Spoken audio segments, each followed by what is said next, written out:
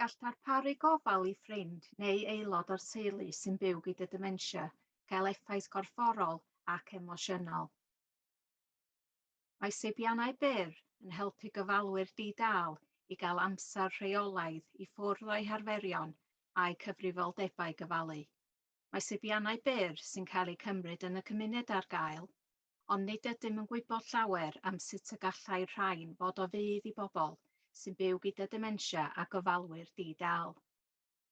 Mae ymchwilwyr yn Prifysgol Bangor a'i partneriaid ymarfer wedi archwilio gwasanaeth cymorth ddydd o'r enw Trio, gan ddefnyddio math o ddadansoddiad economaidd o'r enw ademillion cymdeithasol ar fuddsoddiad. Yn Trio, mae pobl sy'n byw gyda dementia yn cael eu cefnogi gan gymydaeth cyflogedig, sy'n rhannu diddordebau tebyg. Maen nhw'n cyfarfod a'u cyfoedion ac yn cael mynediad i'r gymuned leol. Roedd Trio i'w weld yn cynnig gwerth da am arian.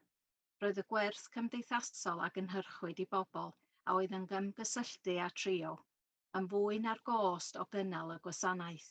Roedd y berthynas cefnogol a datblygodd rhwng pobl sy'n byw gyda dementia, gofalwyr di-dal a chymdeithion yn helpu pobl i brofi canlyniadau da.